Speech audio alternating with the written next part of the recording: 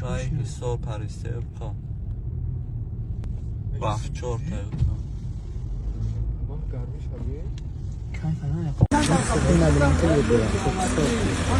من ماشین رفت چردم ترسی دوره دوشنبه در این مرتفع نگذاری سوخته اوزی یک سکونه کلی پجار شده